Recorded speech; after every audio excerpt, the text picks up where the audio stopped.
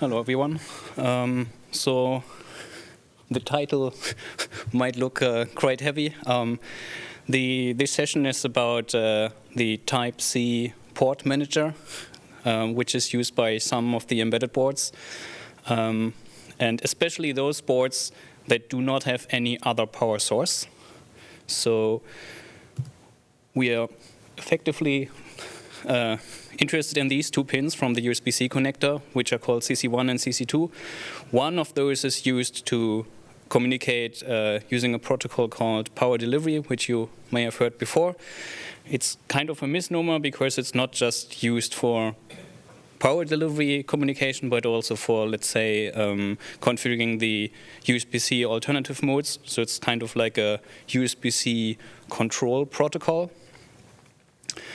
And to handle these pins, both the source side and the sink side usually have something called a port controller, and there's two different variants of those. Option one is port controllers which work autonomously, so they will handle most of the things by themselves. This setup is usually found on laptops. That has the advantage that it works even if the system is off or in suspend, because, well, as the name says, the controller works by itself. And then there's other chips which do not work autonomously, so the operating system or something needs to tell those chips what they should do. And this talk is about the second version of those chips, which in the Linux kernel is handled by something called TCPM, the Type C port controller manager, which is effectively a really big state machine. Right now it's about 8,000 lines of code.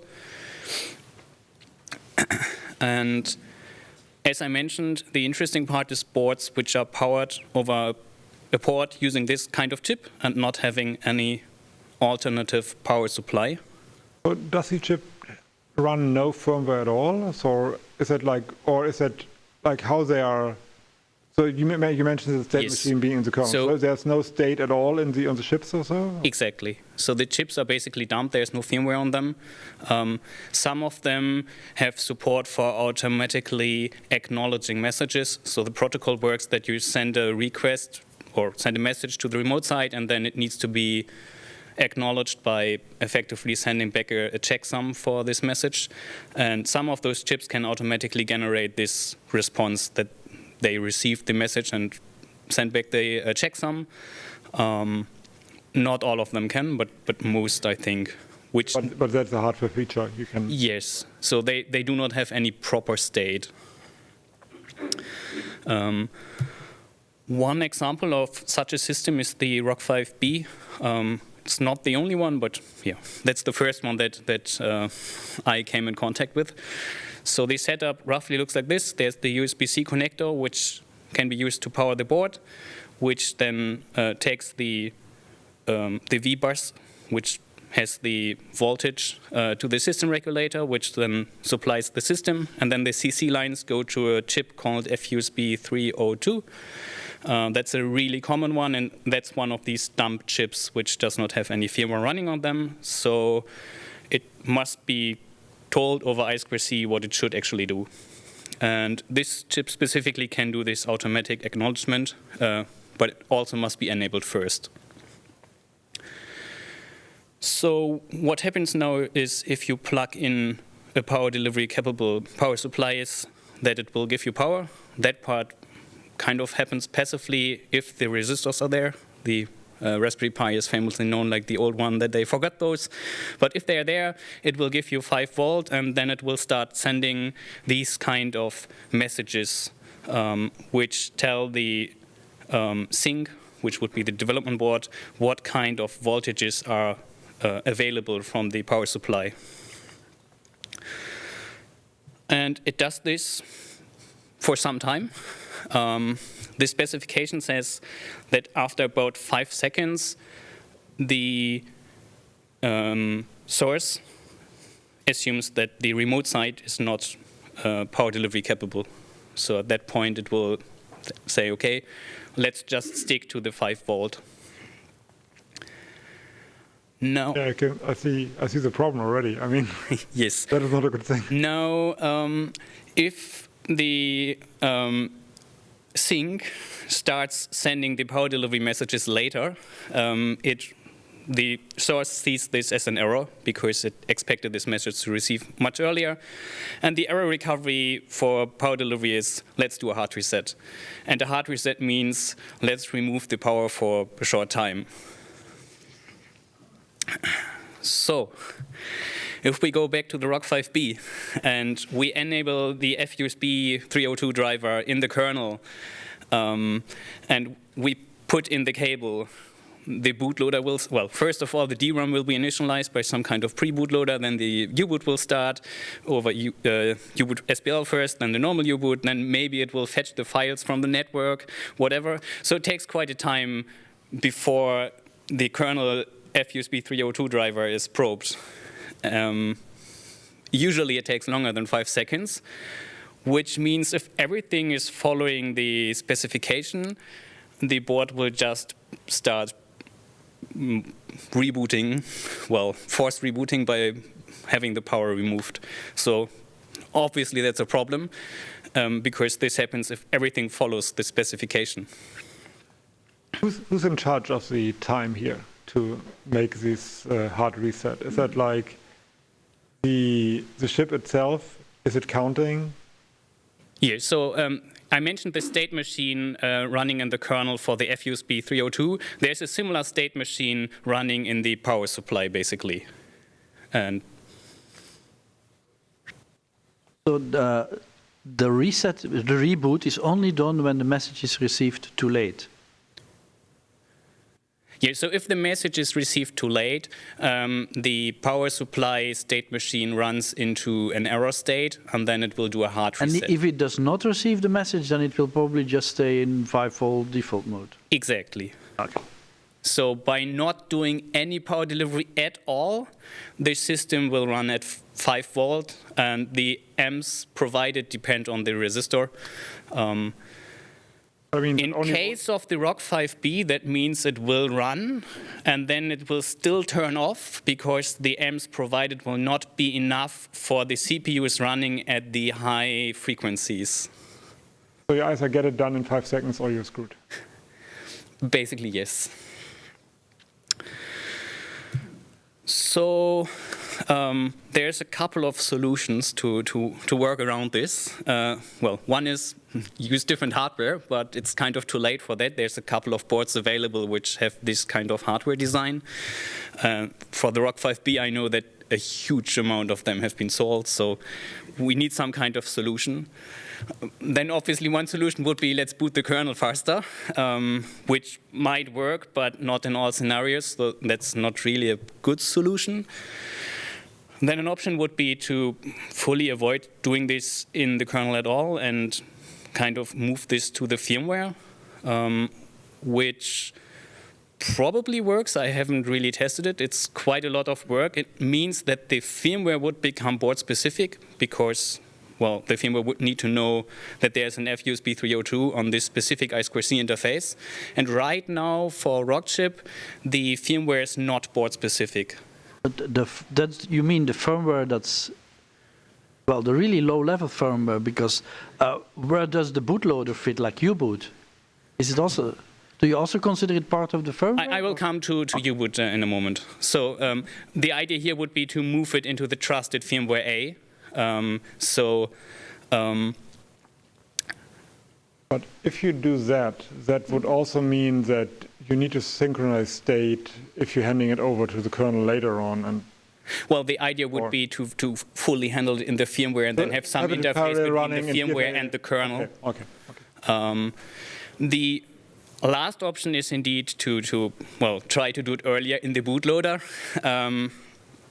Which means we need to add the full state, well, not the full state machine, but some kind of state machine in the bootloader. That is what the vendor kernel, the vendor image actually did. And I ported this over to upstream U-boot, which landed like last year. It's effectively the kernel state machine, but from a few years ago. I decided not to go to the latest version because it adds a bunch of features which are not really relevant in U-boot. For example, the audio auxiliary mode is not that relevant, and this state machine is already complex enough.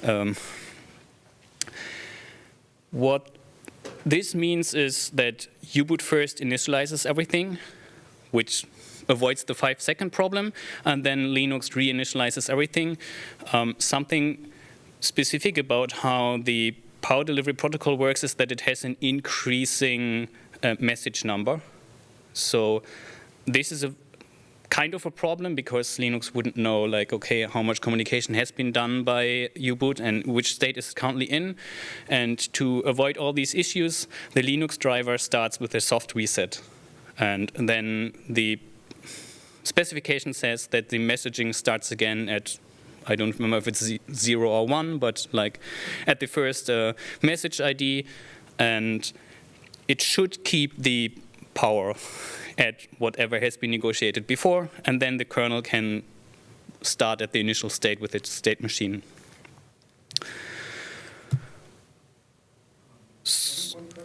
Yes.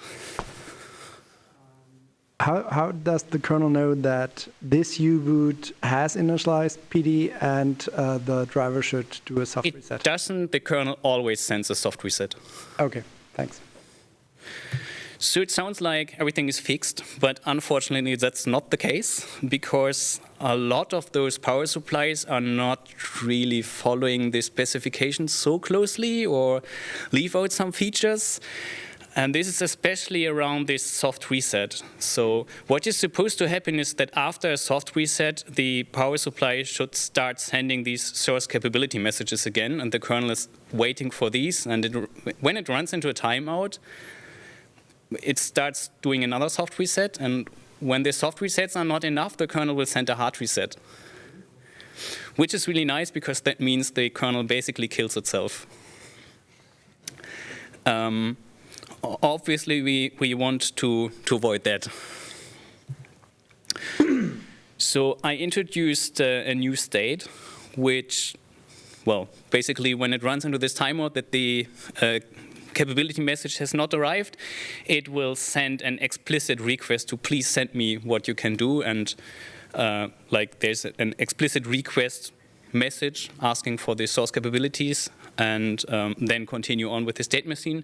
This is a slight deviation from the specification, because the specification describes how the state machine should look like. It does not describe this, but it works around the issue with many of those power supplies that are not following the specification properly. And additionally, I added an error print that when the kernel does a hard reset and it thinks that this might kill the hardware, it will print this error. The reason for that is that it's quite hard to know if this actually kills the hardware, because we don't know if the board is actually powered from this USB-C port, or if there's any other backup power source. Like the board might be powered from power over Ethernet, and the USB-C is just there. So you may want to actually send the. So you may want to send the hard reset for cases where you're powered externally. Right. So the hard reset effectively is then necessary to recover into a known working state, which is kind of a problem. So the hardware reset also resets the power sink, the power source, or how? Yes. So the hard reset can be sent started from either side. So the kernel can ask for a hard reset if it sees that the connection is not consistent. Yeah. And also, like, both sides can ask for a hard reset. The initial problem that I described with the 5 second, in this case, the power supply will start like the process of doing a hard reset. In case of the capabilities, the source capabilities not coming in, the board, like the ROC-5B, the state machine that we are running, will notice, okay, something is wrong, let's go into a hard reset. Which, when the board is powered from USB-C, will effectively tell the power supply, please remove the power for a second or two, which then means the board will be reset. And what if I power the board from some USB power supply which just delivers 5 volt at enough current to run the board, but without any USB PD capability. Then everything is fine, because then you're not. But then you're PD. expecting this message from the source or not? No, in this case, well, in this case, nothing will happen anyways, because the hard reset is basically using the CC pins, and if you're not using them on the source side, nothing will happen anyways. But the state machine explicitly has states for we are not doing power delivery also on the kernel side. This is also specified how high you can go up for 5 volt. Yeah. How much? I mean, I'm not sure. Is it specified? Because yes. I mean, if you're completely dumb, I think you can go to 5 volt 3 amps, if I remember correctly. It might be 1.5 amps. I'm not 100% sure. Yeah. Right. The thing is, I know that part, but I'm wondering, like, because you're talking about spec compliance here, that I'm wondering, like, what is going on with that side. The thing is, on this specific board, you usually want more than 5 volt. There's like an onboard regulator which goes down to 5 volt. So if you're already supplying 5 volt, this will like go under 5 volt effectively. So you usually want at least 12 volts, and you can't get that passively. For that, you need power delivery. Also, again, on this specific board, the Type-C port is capable of data transfer and DisplayPort alternate mode. If you want to use those, you definitely need to have something that speaks power delivery. And then it gets even more complicated, because you need some kind of hub in between, which is powered, which modifies the power delivery being spoken to the power supply. There's like a man in the middle then from the USB-C hub.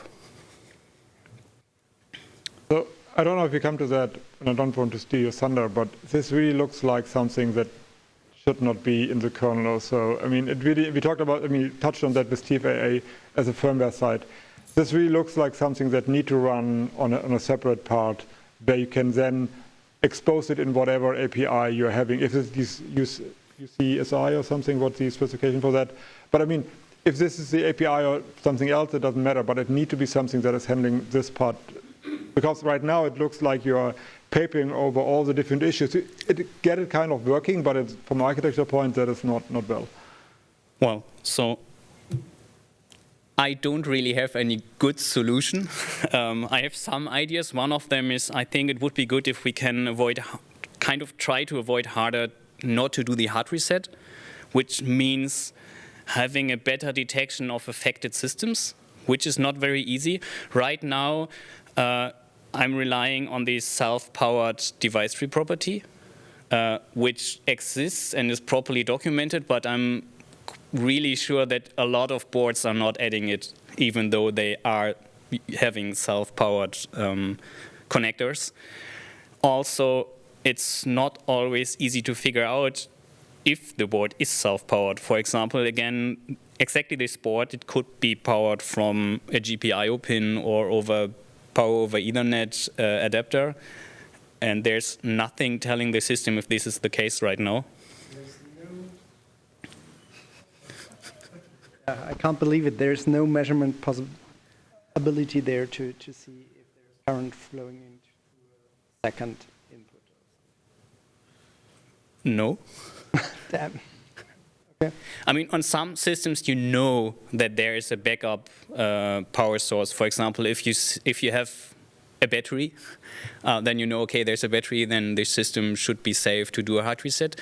But there's definitely systems where you don't know this for sure. That's why right now I'm only doing a print, but then still do the hard reset, because the specification says do the hard reset. And on boards that are not affected, you definitely want to do it. So could you persist the I did a hard reset, did we reboot? To do it only once, possibly? I guess that would be an option, yes. I mean, it requires having some it's nasty, storage and... Right.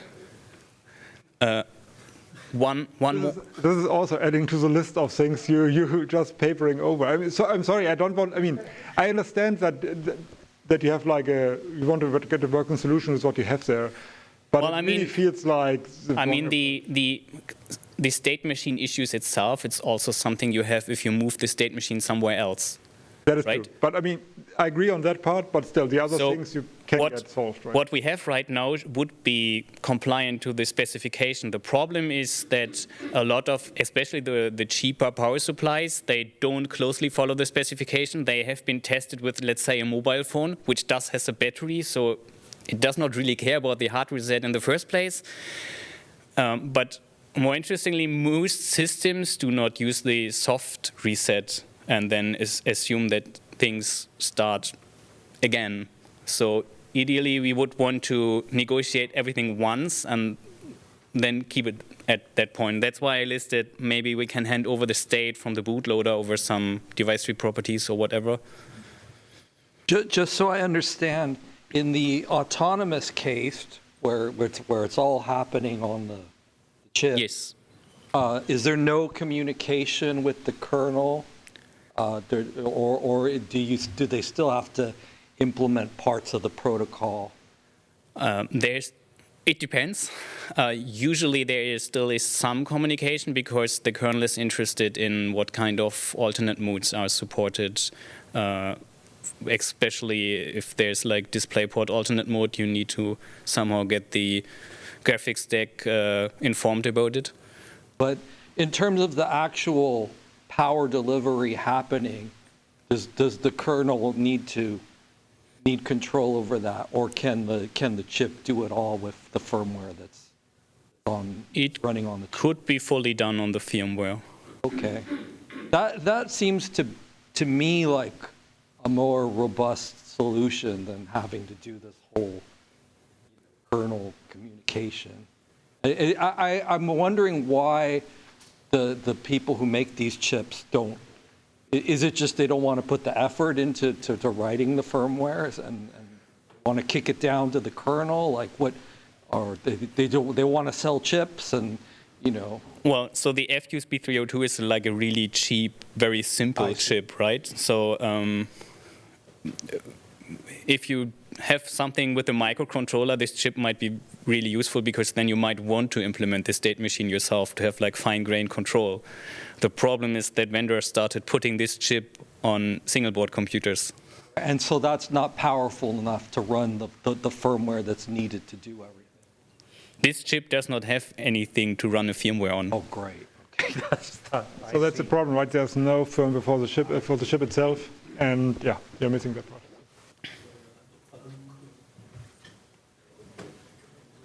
One more comment, I would say. So regarding the idea of handing over the state from the bootloader, aren't there any activities? I think I saw some people presenting something like a splash screen, so handling the display early on and then handing that over to the Linux kernel when it boots to keep the screen consistent.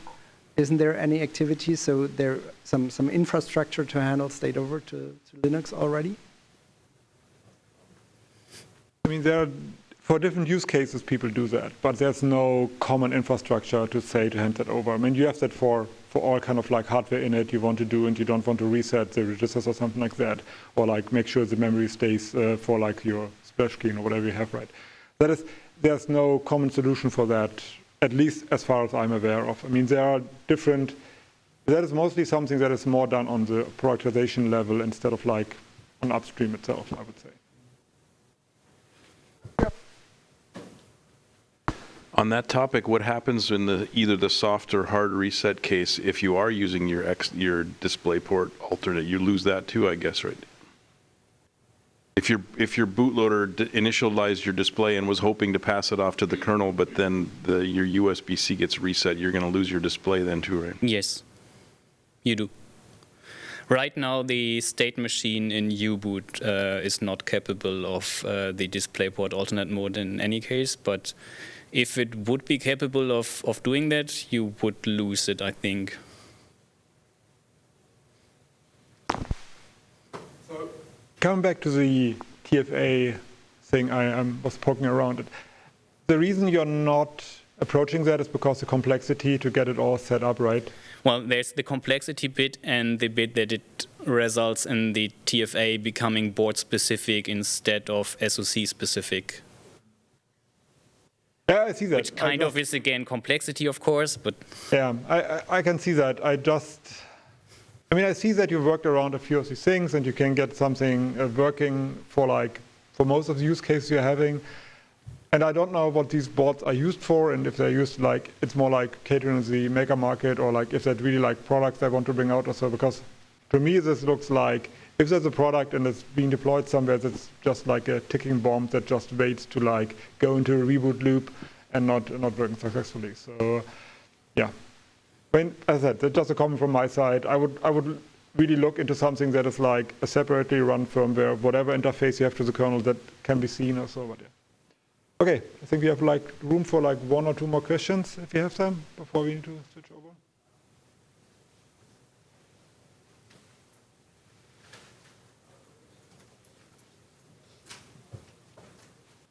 Going 3, going 2, going 1. Okay, so thank you, Sebastian.